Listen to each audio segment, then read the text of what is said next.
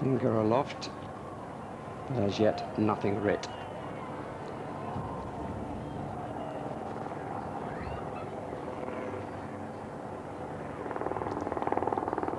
It's a great deal more bobbly out there than it would appear on television pictures, I'm assured by those who've sat in this position.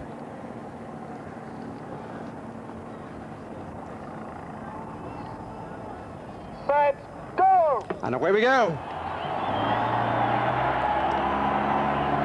Good start, both crews. I think Oxford slightly the higher rating there, aren't they? Cambridge a little steadier off. Early advantage is with Tim Foster's crew. Certainly went off at a high rate. They certainly jumped onto that first stroke very quickly. It was now looking at Tim Foster. Long sweeping stroke right from the start. I think the crews are converging a little here. The stake boats are quite wide off the start. We're getting the first warnings.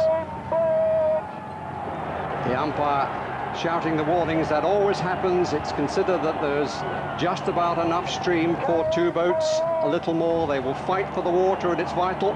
And Oxford have the advantage in the early stages, but the bend will start to come into Cambridge's advantage. And I think Cambridge Cox is trying to push the Oxford boat into, there's a bay along these buoys, you can see it here. He'll want to push as close over towards the black buoy as he can, so he can push Oxford wide as they come towards that first bend. The problem he has is the usual way to try to steer Middlesex is to hold the outside crew out as long as you can and then turn it suddenly. If you're not in the lead, it's obviously a lot harder to do that. Come past the boathouses, approaching Beverley Brook. Fulham Football Ground will come up on the right-hand side. Both crews were at 37. Cambridge now dropped to 34, and they seem to have crept back. It's about a canvas between the crews at the moment. And 34 is really their comfortable rhythm. And if both crews can get into their rhythm, we're going to have a cracking contest. This is a crucial period of the race because this is where both crews will settle down into their race rhythms. They'll be aiming to go at this sort of rate for the next 15 minutes if they have to. The crew that gets the faster boat speed here will probably go on to win. Both crews now at 34. You can see the poppleness of the waves. It's bouncing them around a bit. The oars are bouncing off the waves. Doesn't help the rhythm. You want to try and keep it clear. But they're now coming towards the critical first bend. And they're turning more into the northwesterly wind up to Fulham Football Ground. The umpire's warning Cambridge all the time here. You can hear him shouting. Kevin Whyman trying to hold Oxford out, and as a result the blades are in danger of interlocking very, very close indeed. But this is crucial because this race is a test of stamina, but at the start, Chris, is a sprint. It's a sprint. They have to try and hold the advantage here, but every time that Kevin Whyman uses the rudder, it will slow the boat down, but he's pushing very hard. There's some really aggressive steering going on here. You remember last year there was so much effort from Oxford, who were then on the Middlesex station, and in the end it cost them when Cambridge found the push just coming up to Hammersmith. I think they're probably about halfway around the bend here. Cambridge have taken maybe six feet. They're just starting to get a bit of an advantage. What we'll have to wait and see is whether that's because of the bend or whether it's because they're actually rowing more efficiently now. Certainly a good contest over the first mile, and the danger of the neurosurgeon losing his voice is becoming increasing. They're very, very close now. There really is a danger to quite a serious crash. Cambridge are coming at them again. They're trying to push them wide as they can. Right round the outside of that bend. They need every advantage as they can as they come away from the milepost and go up towards Harrods. Cambridge are nose ahead, but that's more to do with the bend, I think, than their boat speed. The problem is once the crews are this close, when the Cambridge Cox uses his rudder, that then pushes the stern of his boat towards Oxford, so that they're inevitably going to get even closer. Test 2 for Alex Greeley, the Oxford Cox, who, when he was coxing ISIS, never really had any problems because, poor fellow, he could always see the other crew disappearing. Not today. This is a very, very good contest as we move up into Crabtree Reach from Fulham Reach, and the umpire still yelling his head off. So close. The problem is he's warned Cambridge. Look at that. He's warned Cambridge since the start, so if something does happen, he's going to have no choice but to penalise them. I think as an Oxford person, I'd like to see him giving Oxford a few warnings now. There, looking on, is Ed Bellamy, the president of Oxford, who competed for ISIS, couldn't get in the blue boat. This is cracking stuff. Oh, it's cracking stuff. It's what we'd expected from two crews of this quality. Stroke for stroke it is. But obviously neither were prepared to give away. Both looking very relaxed, both well within their rhythms here. This is a hard time for Oxford. This is where they must get that rhythm back, because they've lost that little bit from the bend. What they must do is maintain the confidence or the rhythm, so the advantage that Cambridge have taken from the bend doesn't cross over. This is not what the umpire wanted. He wanted 20 feet between the crews, so he said when he was briefing probably a the bit boxes. optimistic, I don't. At times he's had considerably less than 20 inches. Cambridge still a nose ahead, perhaps a canvas, but not more. And they now have got the hard work, because they're coming in towards the first part of the Surrey Bend. And that really plays its major part from the end of the Harrods Wall, which is coming up in a minute, and then through Hammersmith Bridge. There we, in fact, are going past the Harrods Depository. And we are 1.25 miles into this 4.25 mile race. And neck as the times on the milepost confirm, both at 3:51.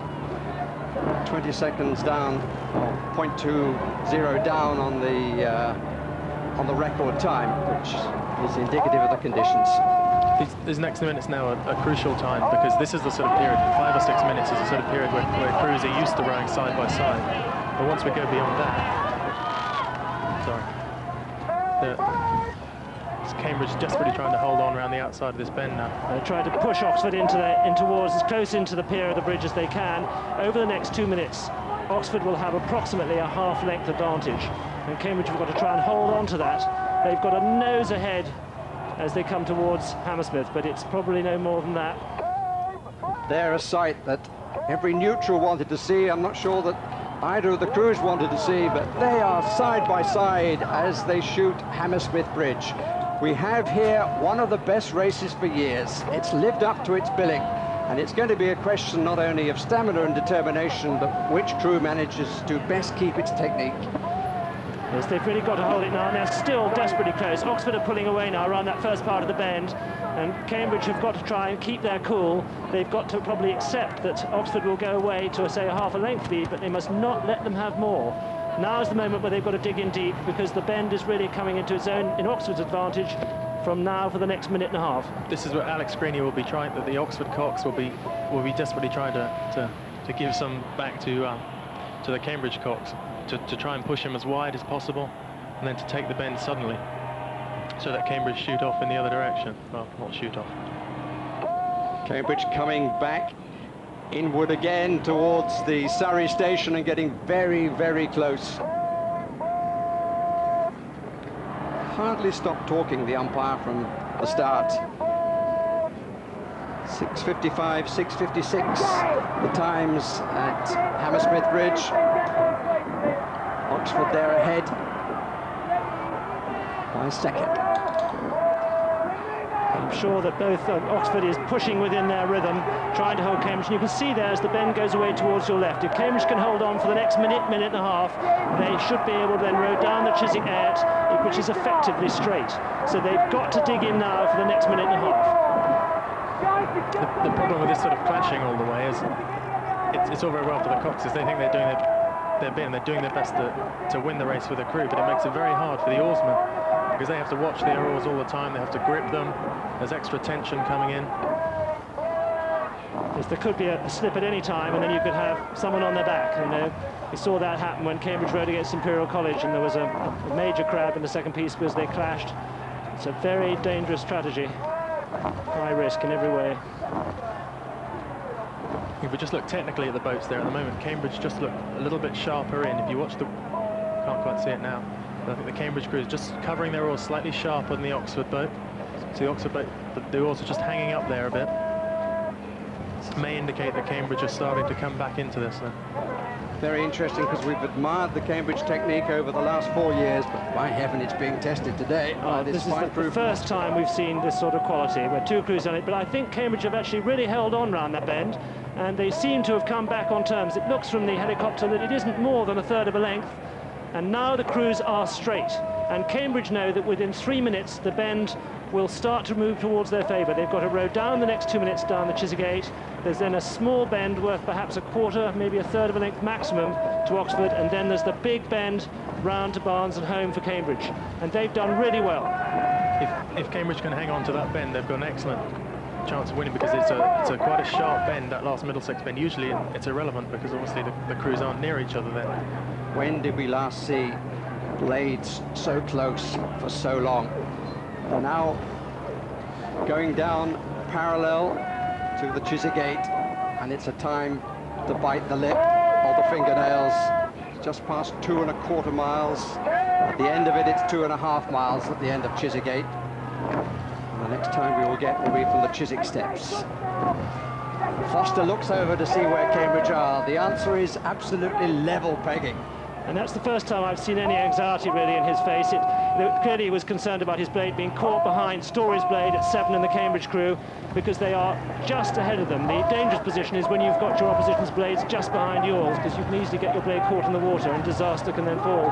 But they are still stroke for stroke as they come down towards Chiswick. And Oxford now have got to make a big effort. I think we're seeing them squeezing on a bit. They've got to try and make the best of this last part of the Surrey bend. They're past the Chiswick steps and on we go. This is really unknown territory for these guys now. I've done one race, I think, where I was this close, this late, and I think it was one of the only times I've ever been rowing, and I thought it might be time to give up and wish I'd never ever started, because this is 10 or 11 minutes of sprinting. A 2,000 metre race, the international races these people do, or the normal regattas, are only 6 or 7 minutes. And Cambridge push then to try and hold the outside of this last bend. This is the end of the Surrey bend, and Oxford have not managed to get away from Cambridge. The question now is, what did it cost Cambridge to get round the outside of that Surrey bend? What can they do now as they surge towards Barnes Bridge? From now onwards, the river turns in their favour. And Cambridge are inching ahead. Both timed at 10:49 at Chiswick steps. And one of the unanswered questions here is about the conditioning of these crews. Cambridge had some problems. We heard about David Cassidy, who was ill early, and James Ball came back to training late. Oxford too, we've heard that they've spent less time conditioning in the gym, more time perhaps on the water. So now we'll see what they're made of. Beautiful water, absolutely flat. They're heading down now towards the Barnes Bend. Cambridge are definitely moving out now. The point about the blade work earlier, I said they're still looking sharper. Oxford are beginning to look a bit ragged now. They're going to know that this bend's coming up, and they're going to have to row all the way around the outside if they're to win. Well, it takes guts and it takes technique, and at the moment Cambridge are marrying both. There's no doubting the Oxford guts, but their technique and their stamina are now being put to a full test. Very, very little weights training has gone on at Oxford. Oxford, I think, have just pushed there, just saw the rate go up. And they were warned at the same time. Now it's their turn to try and push Cambridge close in as they can. The Barnes Bridge bend is a very tricky one for the Coxes, because the bridge does not run at right angles to the river, the line of the river. So it's very important that the crews come out to sweep through the bridge, and there could yet be quite a struggle as they come into this bridge, because at the point of the turn there, Cambridge could gain a quick advantage of about a third of a length.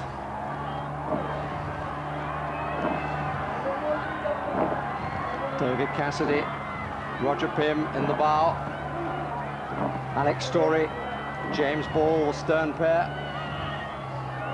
This is, again, a crucial time at this sort of distance, 2/3 of a length up, 3/4 of a length. If you allow the crew behind to hang on there, the pressure begins to come back on, so Cambridge must push clear. And they are beginning to look tired now in that Oxford crew. The finishes aren't so well hard out. Up in the bows where there are several relatively young people, the pressure must really be showing now.